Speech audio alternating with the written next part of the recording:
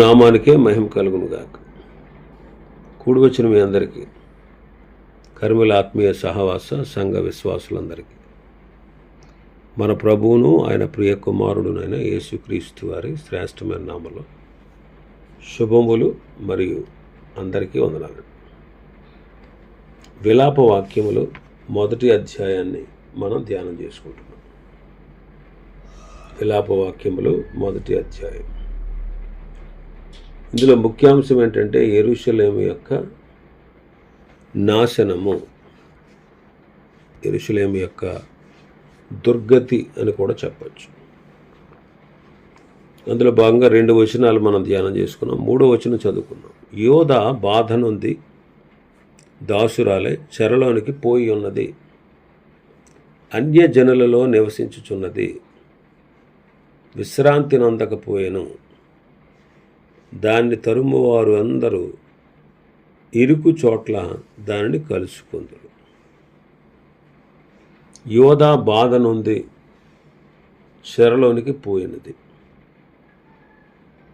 యోధ ఇదివరకు చెరలో నుండి వచ్చింది. ఇదివరకు చెరలో నుండి వచ్చింది. ఏ చెరలో నుండి? ఐగుప్తు చెరలో నుండి వచ్చింది. కానీ తిరిగి మళ్ళీ చెరలోనికి వెళ్ళింది. ఇప్పుడు బబులోను చెరకు వెళ్ళింది. మనం కూడా పాపపు చెర నుంచి విడిపించబడ్డాం. రోమాపత్రిక 7వ అధ్యాయం 23వ వచనం. వేరొక నియమము నా అవయవంలో ఉన్నట్టు నాకు కనబడుచున్నది, అది నా మనస్సునందున్న ధర్మశాస్త్రముతో పోరాడుచు నా అవయవంలోనున్న పాప నియమమునకు నన్ను చెరపట్టి లోబరుచుకొనుచున్నది. 15వ వచనం. ఎలానగా నేను చేయునది నేను ఎరుగను, నేను చేయ నిశ్చయించున్నది చేయక ద్వేషించున్నదియే చేయుచున్నాను. 17వ వచనం. ఇక్కను దాన్ని చేయునది నా యందు నివసించు పాపమే గాని నేను కాదు. అయితే దేవునికి స్తోత్రం. ఎందుకనంటే క్రీస్తు యేసునందు జీవమునిచ్చు ఆత్మ యొక్క నియమము పాప మరణముల నియమము నుండి నన్ను విడిపించెను. ఎట్లనగా ధర్మశాస్త్రము దేనిని చేయజాలకపోయాను దానిని దేవుడు చేశాను. ఇక్కడ మనం గమనించినట్లయితే వేరొక నియమం ఉంది. మనం పాపపు చెరలో నుండి నిత్య శిక్ష నుంచి తప్పించబడ్డాం. కానీ బ్రతికినంతకాలం పాప స్వభావం మనతోనే ఉంటుంది. అయితే దేవుడు వీటి నుంచి మనల్ని విడిపించాడు.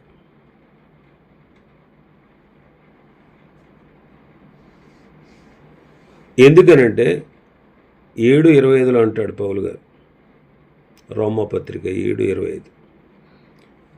మన ప్రభు అయిన యేసుక్రీస్తు ద్వారా దేవునికి కృతజ్ఞతాస్తుతులు చెల్లించుచున్నాను. కాగా మనస్సు విషయంలో నేను దైవ నియమమునకును, శరీర విషయంలో పాప నియమమునకు దాసుడనై ఉన్నాను. మనస్సు విషయంలో దేవునికి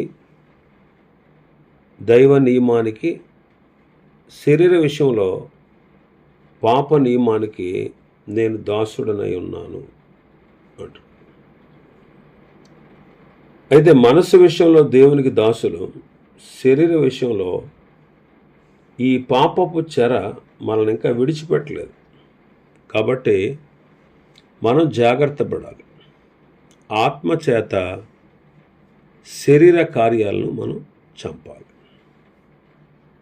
8వ అధ్యాయం 13వ వచనంలో అదే అంటారు. మీరు శరీరానుసారముగా ప్రవర్తించిన ఎడల చావవలసిన వారయుందురు, కానీ ఆత్మచేత శరీర క్రియలను చంపిన ఎడల జీవించెదరు. కాబట్టి ఆత్మచేత మనం శరీర క్రియల్ని చంపాలి. గలతీ పత్రిక 5వ అధ్యాయం మనం చదివితే 16వ వచనం. గలతీ పత్రిక 5:16. నేను చెప్పినదేమనగా ఆత్మానుసారముగా నడుచుకోండి, అప్పుడు మీరు శరీరేచ్ఛను నెరవేర్చరు. పాప నియమం మనలో ఉంది, కానీ మనం దేని మీద మనం దృష్టిని కేంద్రీకరిస్తామో దాన్నే మనం ఎక్కువగా చేయడానికి, లోబడ్డానికి ప్రయత్నిస్తాం. కాబట్టి మనం ఆత్మానుసారంగా నడుచుకుంటే శరీర ఇచ్ఛను నెరవేర్చలేం. ఇంకా 24వ వచనంలో చూస్తే గలతీ పత్రిక 6:5-24. క్రీస్తు యేసు సంబంధులు శరీరమును దాని ఇచ్ఛలతోనూ దురాశలతోనూ సిలువ వేసి ఉన్నారు అంటారు. మనం దేవుని సంబంధులు కాబట్టి శరీరాన్ని దాని ఇచ్ఛలతోనూ దురాశలతోనూ సిలువ వేయాల్సి ఉంది. కాబట్టి పాప నియమం మనం బ్రతికినంతకాలం ఉంటుంది మనలో. అందుకే మనకి అప్పుడప్పుడు బయటకు వస్తూ ఉంటుంది. కొంతమందికి అస్తమానం వస్తుంది. ఎందుకనంటే వారు ఆత్మానుసారంగా నడుచుకునే వాళ్ళు కాదు. దేవుని ఎరిగిన వారిలో ఆత్మ సంబంధులు ఉంటారు, శరీర సంబంధులు ఉంటారు. ఎదిగిన వారు ఉంటారు, ఎదగని వారు ఉంటారు. ఆత్మానుసారంగా నడిచేవాళ్ళు ఉంటారు, శరీరానుసారంగా నడిచేవాళ్ళు కూడా ఉంటారు. బలహీనులు ఉంటారు, బలవంతులు ఉంటారు. మరి బలవంతులు బలహీనుల దౌర్బల్యాల్ని భరించాలి. ఆత్మానుసారులు ఆత్మ విషయముల యందే మనస్సు ఉంచుతారు, శరీరానుసారులు శరీర విషయాలందే మనసు ఉంచుతారు. కొంతమంది రక్షణ పొందినా కానీ ఎంతసేపు లోక సంబంధమైన ధ్యాస వారికి. కొద్దిమంది మాత్రమే ఆత్మ సంబంధమైనటువంటి విషయాల్లో ఆసక్తి కలిగి ఉంటారు. కాబట్టి మనం జాగ్రత్త పడాలి. ఆత్మానుసారంగా నడుస్తూ ఉన్నప్పుడు శరీర కోరికల్ని, శరీర ఇచ్ఛల్ని మనం నెరవేర్చం. ఇంకా సాతాను యొక్క చెర కూడా ఉందండి. సాతాను యొక్క చెర కూడా ఉంది. వాళ్ళే దుర్బోధకులు.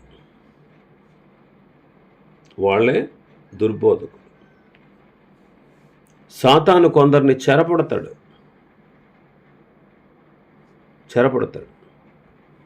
ఆ విషయంలో మనం జాగ్రత్త పడాలి.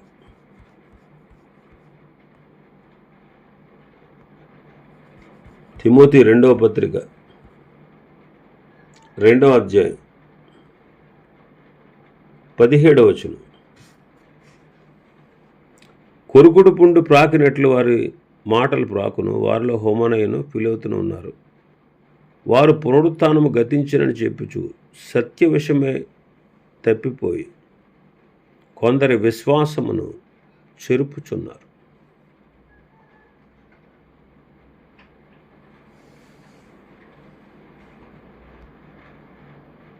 కాబట్టి కొన్నిసార్లు సాతాను చెరపడతాడు దుర్బోధకుల ద్వారా. కాబట్టి మనం జాగ్రత్త పడాలి. అందుకే ఎవరిని మింగుదామా అని వెతుకుతూ తిరుగుతున్నాడు. పేతురు మొదటి పత్రిక 5వ అధ్యాయం 1వ వచనం చదివితే, తోటి పెద్దను క్రీస్తు శ్రమలను గూర్చిన సాక్షిని బయలుపరచబడబోవు మహిమలో పాలివాడనునైన నేను మీలోని పెద్దలను హెచ్చరించుచున్నాను.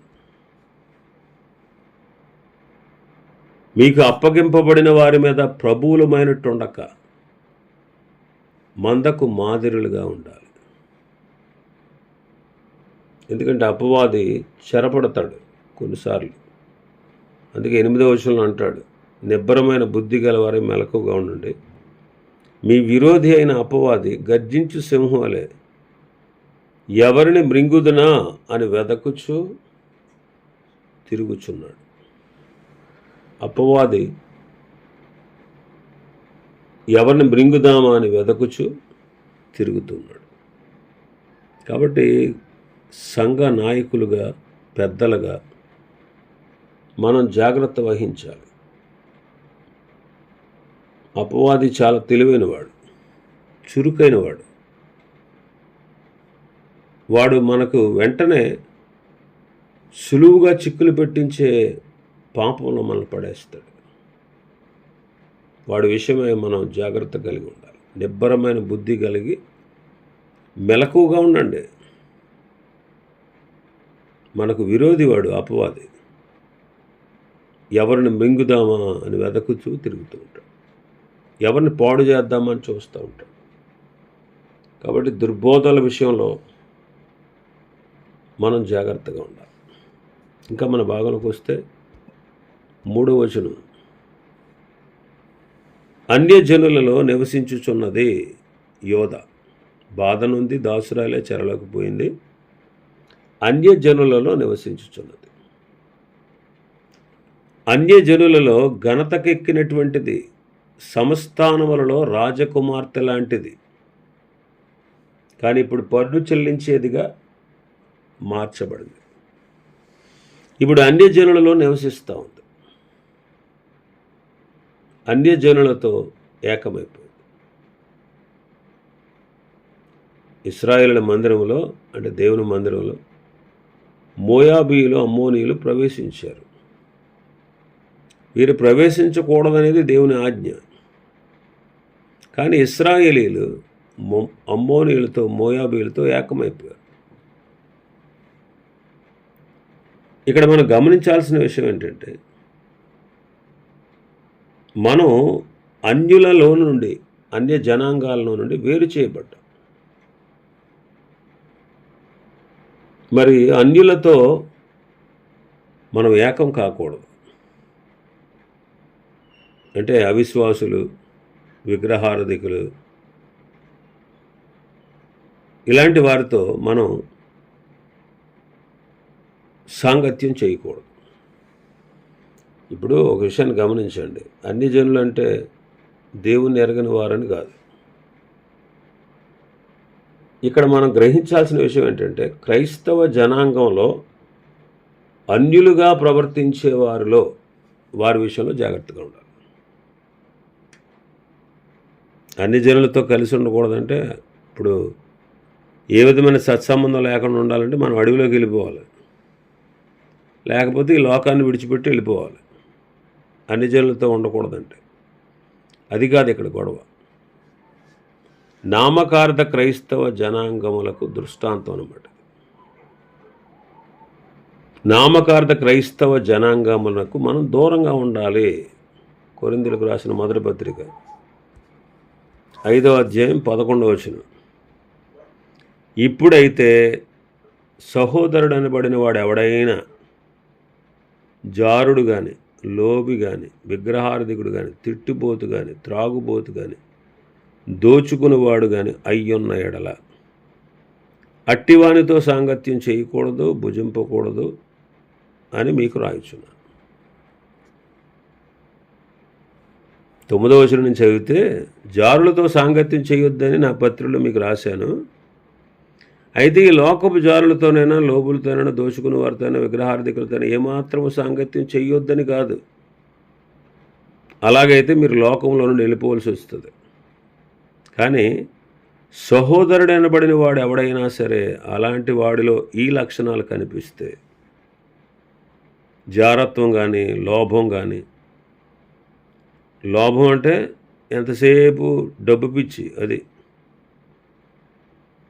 విశ్వాసే కానీ డబ్బు పిచ్చి, విశ్వాసే కానీ జారుడు అంటే అపవిత్రమైన కార్యాలు చేసేవాడు, విశ్వాసే కానీ విగ్రహారాధికుడు, విశ్వాసే కానీ తిట్టిపోతు, విశ్వాసే కానీ త్రాగుబోతు, విశ్వాసే కానీ దోచుకునేవాడు, అక్రమకారుడు, ఇలాంటి వాళ్ళతో సాంగత్యం చేయకూడదు, అలాంటి వాళ్ళతో కలిసి భుజింపకూడదు అంటున్నాడు. ఇలాంటి వారికి మనం దూరంగా ఉండాలి. ఇలాంటి వారికి మనం దూరంగా ఉండాలి. ఇంకా మనం చూస్తే 3వ వచనంలో, మన భాగంలో 3వ వచనంలోనే విశ్రాంతి నొందకపోయెను.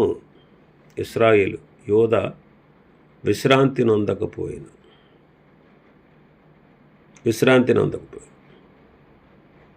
ఈనాడు మనం విశ్రాంతి పొందాం. ఒకప్పుడు ఆదాము తన పాపం వల్ల, దేవునికి అవిధేయుడైనందువల్ల విశ్రాంతిని కోల్పోయాడు. విశ్రాంతిని కోల్పోయాడు. విశ్రాంతి లేదు మానవుని పాప ఫలితంగా. కానీ ఇప్పుడు క్రీస్తులో మనం విశ్రాంతి పొందాం. మత్తయి సువార్త 11:28-29 ప్రకారం మనం చూస్తే, మత్తయి సువార్త 11:28 ప్రయాసపడి భారం మోసుకొనుచున్న సమస్త జనులారా నా యొద్దకు రండి, నేను మీకు విశ్రాంతి కలగజేస్తాను. ప్రభు దగ్గరకు వస్తే మొదటి ఆదాము ద్వారా కోల్పోయినటువంటి విశ్రాంతిని కడపటి ఆదామైన క్రీస్తు ద్వారా ఇస్తారు. అది రెండవది, రక్షణ పొందుటకు సూచన ఈ విశ్రాంతి. 29వ వచనం చూస్తే, నేను సాత్వికుడను దీన మనసు గలవాడను కనుక మీ మీద నా కాడి ఎత్తుకొని నా యొద్ద నేర్చుకోండి, అప్పుడు మీ ప్రాణములకు విశ్రాంతి దొరుకు. ఒకటి, ప్రభు ఇచ్చే నిత్య విశ్రాంతి. రెండవది, ఈ లోకమందు మనం విశ్రాంతిగా ఉండాలంటే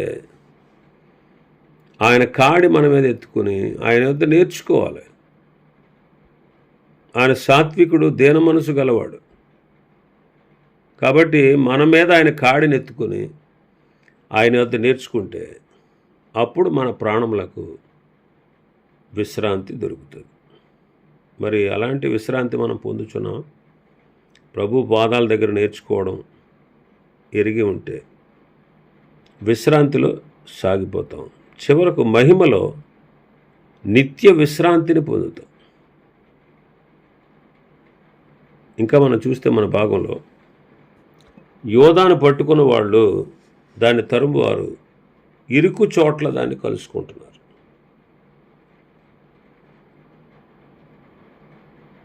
అంటే యోధా జనాంగం శత్రువు చేతికి దొరికిపోయిందనమాట.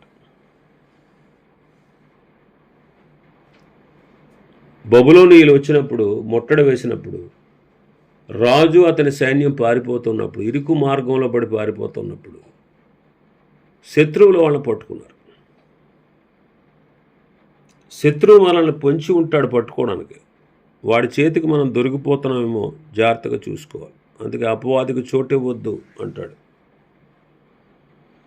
మీ విరోధి అయిన అపవాది గర్జించే సింహాలు ఎవరిని మృంగుదుమా అని వెదకుచూ తిరుగులాడుతున్నాడు. అలాంటి వాడికి జాగ్రత్తగా ఉండాలి. వాడికి దొరకకూడదు మనం. సాతాను సేవకులను తరిమి పట్టుకుంటాడు.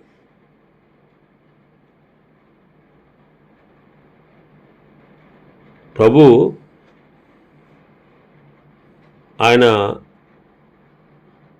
ఏ రీతిగా శ్రమ పొంది మరణించి సమాధి చేయబడి తిరిగి లేగిస్తారో దాని గురించి మాట్లాడుతూ ఉన్నప్పుడు సాతాను పేతురులో ప్రవేశించి ఇది నీకు దూరం అవ్వకుండా కాక, ఇలాగ జరగకుండా కాక ప్రభు సాతాను గర్దిస్తాడు. సాతాను సేవకులను పట్టుకుంటాడు. కొన్నిసార్లు సేవకుడిని పట్టుకుంటే ఏమవుద్ది? సంఘం చెదిరిపోద్ది. కాబట్టి సేవకులమైనటువంటి మనం వాడికి అవకాశం ఇవ్వకూడదు. పెద్దలను పట్టుకుంటాడు.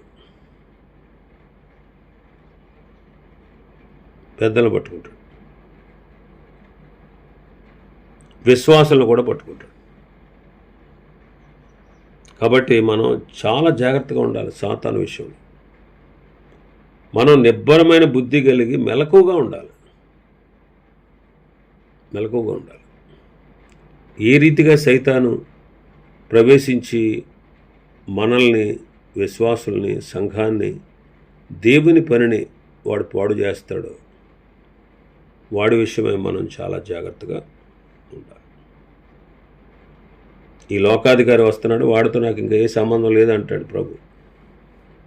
యోహాను సువార్త 14:30. ఇకను మీతో విస్తరించి మాట్లాడను, ఈ లోకాధికారి వచ్చుచున్నాడు, నాతో వాడికి సంబంధం ఏమీ లేదు.